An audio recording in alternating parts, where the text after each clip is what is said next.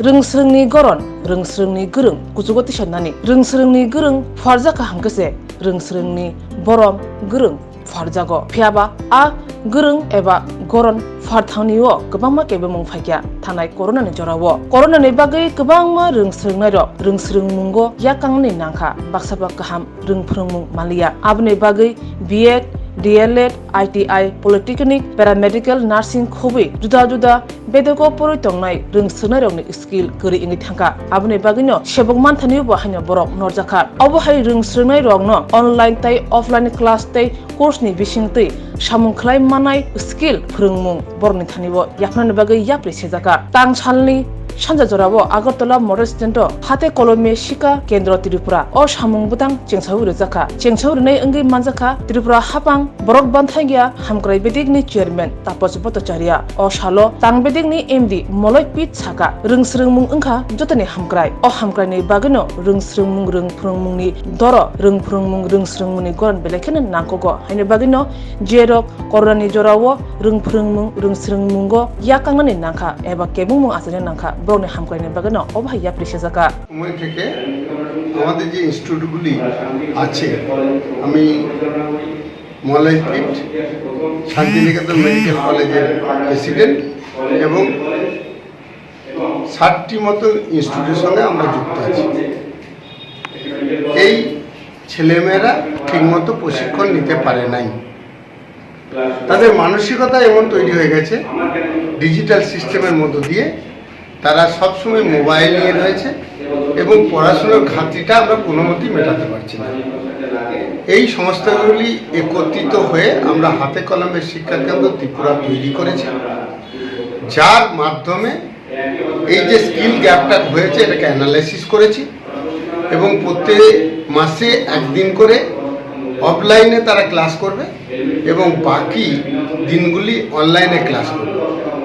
এর ফলে সামনেই যে একটা টেস্ট হয়ে গেল শিক্ষক রিক্রুট করার জন্য, অনেক ছেলে অকৃতজ্ঞ হলো, মানে তারা কাজের জায়গায় এলো না, তাদের স্কিল ঠিকমতো জায়গায় ছিল না। এই প্রশিক্ষণের মাধ্যমে তারা স্কিলের জায়গায় আসতে পারবে এবং পরবর্তী পরীক্ষায় উত্তীর্ণ হতে পারবে আমি আশা রাখছি। তাই আমাদের যে ব্যর্থতা বা স্টুডেন্টদের যে ব্যর্থতা সেই গ্যাপটা পূরণ করার জন্যই এই সিস্টেমটা আমরা চালু করছি। এটা ডিজিটাল সিস্টেম। আমাদের প্রতিটি কোর্সই যে ইনস্টিটিউটগুলোতে পড়ানো হচ্ছে সেই ইনস্টিটিউটগুলো থেকে অনলাইন সিস্টেমে এই সেন্টারের মাধ্যমে ওয়ার্ল্ডের বিভিন্ন জন প্রশিক্ষণ নিতে পারে। আমরা ইউটিউবকে ইউজ করব, আমরা ফেসবুককে ইউজ করব এবং ক্লাসগুলোকে আমরা একদম লাইভ করব, যার ফলে ছেলেরা তখনই ক্লাসটা করে নিতে পারবে অথবা তাদের সময় মতো তারা দেখে নিতে পারবে।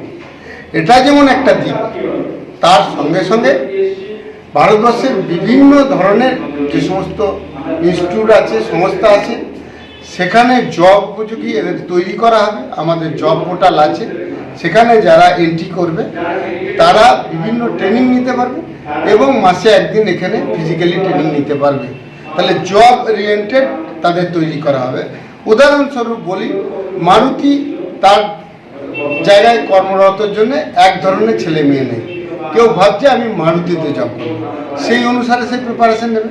টাটায় একজন ভাবছে টাটা অনুসারে, গভর্নমেন্টের কোনো জব, এগুলো এখানে প্রশিক্ষণ দেওয়া হবে। আমাদের 6টি পোর্টাল আছে। পোর্টালগুলি হচ্ছে job portal, telemedicine portal, entrepreneurship portal. এই পোর্টালগুলির মাধ্যমেও জব উপযোগী তাদের গড়ে তোলা হবে।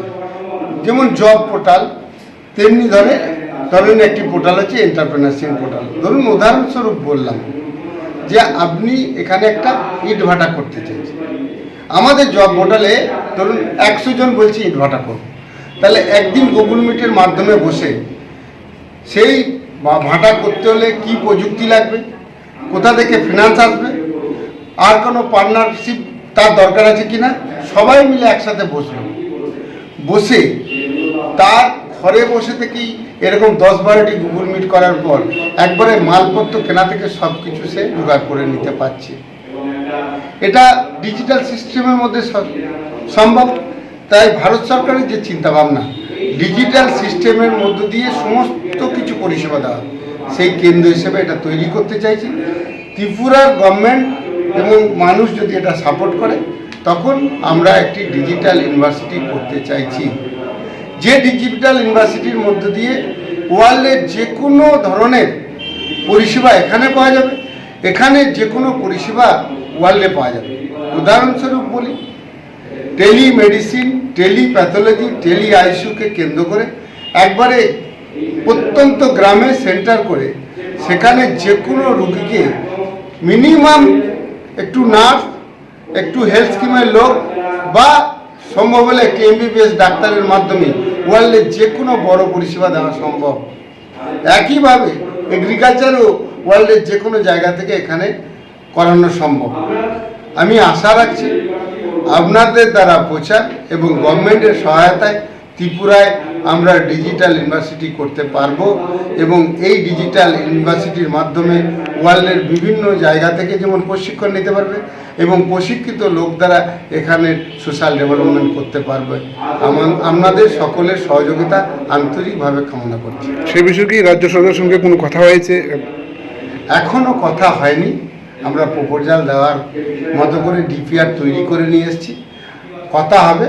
আশা করছি দায়িত্বশীল গভর্নমেন্ট এবং তেনারা বিবেচনা করে আমাদের সম্বন্ধে খোঁজ খবর নিয়ে তেনারা সাপোর্ট করবেন। এখন অবধি কতজন ছাত্রছাত্রী হয়েছে আপনার? দেখুন, আমাদের নিজেদেরই ত্রিপুরাতে প্রায় 3 থেকে 4 হাজার ছেলেমেয়ে আছে।